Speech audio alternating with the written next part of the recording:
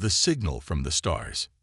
In the vastness of space, silence had always been humanity's only companion.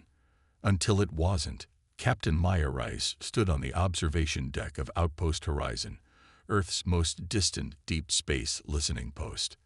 The facility orbited a nameless dwarf planet at the edge of human-explored space, its massive arrays of sensors and antennas constantly scanning the cosmos. Maya had commanded this lonely outpost for 3 years, watching her crew of 30 specialists search for any sign that humanity wasn't alone in the universe. "Captain, you need to see this." The voice of Dr. Elijah Chen, the station's lead astrophysicist, crackled through her comm implant with unusual urgency. Maya found Chen in the main signal analysis lab, his eyes fixed on a holographic display that pulsed with an unfamiliar pattern. "What am I looking at, Doctor?" Maya asked, studying the rhythmic fluctuations.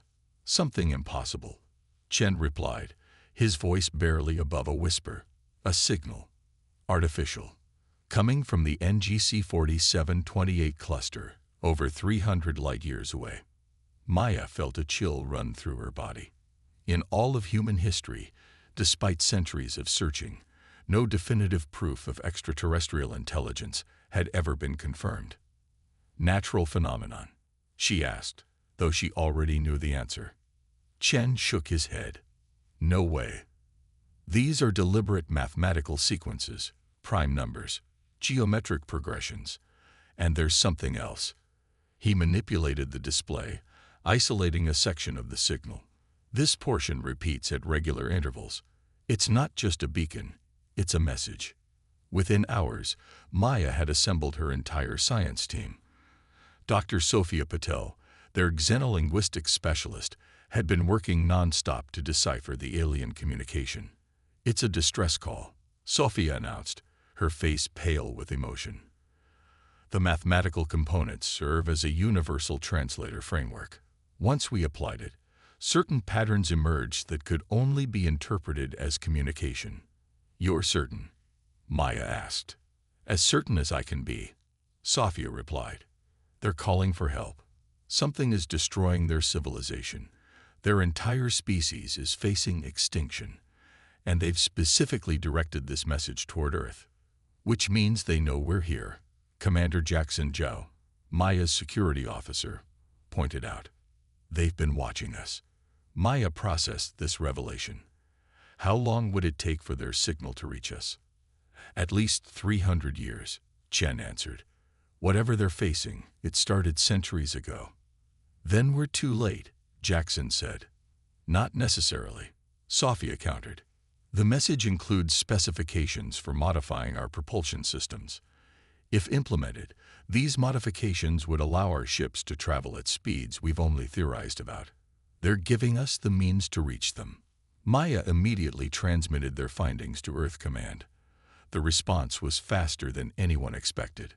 Within 2 weeks, Admiral Helena Vasquez herself arrived at Outpost Horizon aboard the UES Intrepid, the newest and most advanced vessel in Earth's defense fleet. Captain Rice, Admiral Vasquez greeted Maya as she stepped off the shuttle. "You've made the discovery of the millennium." In the outpost's conference room, Maya and her team briefed the Admiral on everything they had learned. Admiral Vasquez listened intently, her weathered face revealing nothing. "The Security Council has been in emergency session since receiving your transmission," Vasquez finally said. "This changes everything. If there are hostile forces capable of threatening an entire civilization 300 light-years away, humanity needs to understand the nature of that threat." "You're considering answering the call?" Maya asked, surprised. Vasquez nodded. "More than considering. The decision has been made. Earth is assembling a response fleet. Every nation is contributing ships and personnel. It will be the largest expedition in human history." "With all due respect, Admiral," Jackson interjected, "what if this is a trap? We'd be following alien instructions to modify our propulsion systems based on a message from an unknown species." "A valid concern, Commander," Vasquez acknowledged. "Our scientists have spent the past 2 weeks analyzing these proposed modifications. They appear to be legitimate advancements to our existing technology, nothing that would compromise our ship's integrity or defensive capabilities. Whatever this species is, they're offering us a genuine technological leap forward. Within months, space around Earth became a hive of activity. Ships from every nation gathered. Massive carriers from the North American Alliance, sleek cruisers from the Euro-African Federation, heavily armored dreadnoughts from the Pan-Asian Cooperative, and agile scout vessels from the South American Union. Even private corporations contributed exploration and mining vessels, retrofitted for the journey. Maya found herself reassigned as captain of the UES Dauntless, a state-of-the-art explorer-class vessel that would serve as one of the fleet's advanced scout ships. Her core team from Outpost Horizon joined her, their expertise deemed invaluable for the mission. 432 vessels, Dr. Chen remarked as they observed the gathering fleet from the Dauntless's bridge. Over 70,000 personnel. I never thought I'd see humanity unite like this. Nothing like a potential alien cry for help to bring people together, Sophia replied. The scientific teams worked tirelessly to implement the propulsion modifications suggested in the alien signal. The physics behind these modifications was revolutionary, applying principles that human scientists had only begun to theorize about.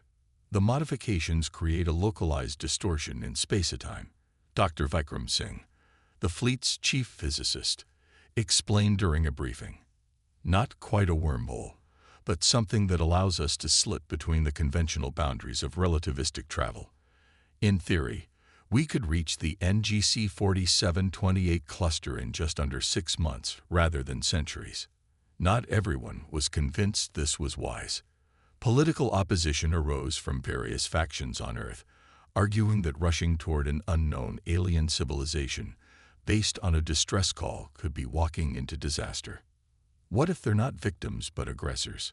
Senator Elizabeth Carmichael demanded during a Security Council session. We could be delivering Earth's most powerful military assets directly into enemy hands. Despite the concerns, preparations continued. The modifications were implemented, tested, and refined. Crews trained for every conceivable first contact scenario, and exactly 5 months after the signal's discovery, the fleet assembled at its departure point beyond Mars orbit.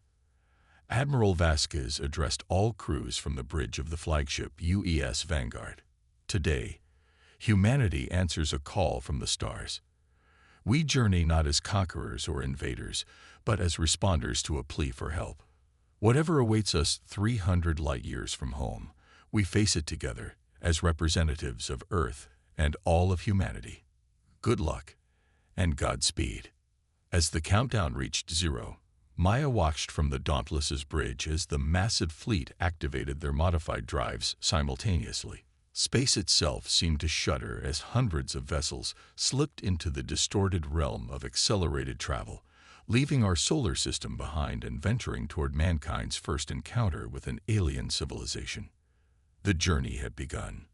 Humanity unbound. For 6 months, the fleet traveled through the distorted space-time corridor created by their modified engines. The journey wasn't always smooth. Unexpected fluctuations in the corridor required constant adjustments, and the psychological strain of long-term deep space travel took its toll on even the most seasoned crew members. Maya Rise spent much of her time on the Dauntless's bridge, watching the unfamiliar stars streak by in patterns the human eyes were never meant to witness. 2 minutes to transition, her navigation officer announced as they approached the coordinates embedded in the alien distress call.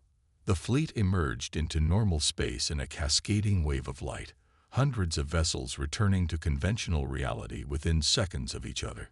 Before them lay a star system unlike anything in human records, a massive blue sun orbited by 12 planets, several of which showed signs of artificial structures visible even at this distance. Multiple objects approaching, Jackson reported from Tactical. They're moving fast. A swarm of small vessels raced toward the human fleet, thousands of them, each barely larger than a shuttle. They took up escort positions around the Earth vessels, guiding rather than threatening. We're receiving a transmission, Sophia announced. It's using the same mathematical framework as the distress signal. The main view screen flickered, and Maya found herself looking at a being unlike anything humanity had imagined. The alien had a roughly humanoid silhouette, but with 6 limbs and a head featuring multiple sensory organs arranged in a ring around what appeared to be a central brain case. Its skin was iridescent, shifting colors as it moved. "Greetings, humans of Earth," the alien spoke, its words translated through the algorithm Sophia had developed. "I am Nexus Coordinator Thalion of the Vexari Collective. Your arrival brings hope to our final hours." The alien explained their situation. The Vexari were an ancient species whose civilization spanned dozens of star systems. 3 centuries ago, they had encountered something they called the Void Convergence, a mysterious force that consumed entire planets, stripping them of all organic and technological resources before moving on. The convergence didn't communicate or negotiate. It simply consumed. "We have fought. We have fled. We have hidden," Thalion explained. "Now we make our last stand here, in our ancestral home system. Our scientists detected something unique about your species when we first observed your world centuries ago, something that might succeed where we have failed. You've been watching Earth for centuries." Admiral Vasquez asked from the Vanguard. "We have observed many worlds and species," Thalion replied. "Most lack the necessary attributes to face the convergence. But humans, you possess a form of adaptive thinking, a creative problem-solving capability that the Vexari lost millennia ago through our own technological evolution. We believe this might be the key to defeating the convergence." The Vexari shared their data on the approaching threat. The Void Convergence appeared to be a vast, interconnected swarm of nanomachines guided by a distributed artificial intelligence. It had evolved from some ancient civilization's self-replicating mining technology, developed a form of sentience, and now existed only to expand and consume. Maya studied the tactical simulations with growing concern. According to these projections, this convergence will reach the Vexari homeworld in less than 2 weeks. And Earth would be on its path within 50 years, Chen added grimly. Admiral Vasquez called a council of the fleet's senior officers. "We didn't come prepared for a war against a planet-eating swarm," she stated bluntly. "But we did bring humanity's greatest minds and most advanced technology," Maya countered. "If the Vexari are right about our creative problem-solving, perhaps that's exactly what's needed here, not just firepower, but a new approach." Not everyone agreed with this assessment. Colonel Viktor Petrov of the Russian-Chinese alliance vessel Sovereign argued forcefully that the fleet should gather what intelligence it could about the convergence and return to Earth to prepare proper defenses. "We were sent to investigate, not sacrifice ourselves in another species war," Petrov insisted. The debate might have continued, but it was interrupted by an urgent communication from the Dauntless. Dr. Singh had been working with his Vexari counterparts and had made a discovery. "The convergence operates as a unified field," Singh explained. "It's not just cooperating nanomachines. They're quantum entangled. Destroy one part, and the others immediately adapt. That's why the Vexari's conventional weapons have failed. But this entanglement is also a potential weakness." Dr. Singh proposed a radical solution, a cascading quantum disruption that would break the entanglement between the nanomachines, effectively rendering the swarm into trillions of individual units without shared intelligence. "We'd need to modify our ship's engines again," Singh continued. "The same technology that allowed us to travel here could be repurposed to generate a quantum disruption field." For 5 days, human and Vexari scientists worked feverishly to implement Singh's plan. The biggest challenge was delivery. Someone would need to transport the destruction device into the heart of the approaching convergent swarm. The night before the mission, Maya couldn't sleep. She wandered the corridors of the Dauntless until she found herself in the observation lounge, staring at the distant, ominous cloud that was the approaching convergence. "Quite a sight, isn't it?" The voice belonged to Colonel Petrov, who stood in the shadows of the darkened lounge. "Colonel," Maya acknowledged with surprise, "I didn't expect to find you here." "I often find clarity in observing the enemy," Petrov replied. stepping forward. "I've been thinking about tomorrow's mission, having second thoughts about volunteering the Sovereign," Maya asked. Petrov's ship had been selected to deliver the disruption device due to its exceptional shielding and engine capacity. "On the contrary," Petrov said, his voice suddenly cold, "I'm ensuring the mission fails." Before Maya could react, Petrov's hand whipped forward, injecting something into her neck. As darkness closed in, she heard him say, "Earth must know the true threat, and it isn't the Convergence." Maya awoke in the Dauntless's medical bay to the sound of alarms. Dr. Chen stood over her, his face grim. "The Sovereign has broken formation," he reported. "Petrov's taken control and is heading away from the system at maximum speed. He's transmitted a message claiming the Vexuri engineered the Convergence as a weapon and lured us here to study our technology." "That's insane," Maya gasped, fighting the lingering effects of the sedative. "Why would he?" "Because he's not working for Earth," Jackson interrupted, entering the medical bay. "Intelligence just decrypted his private communications.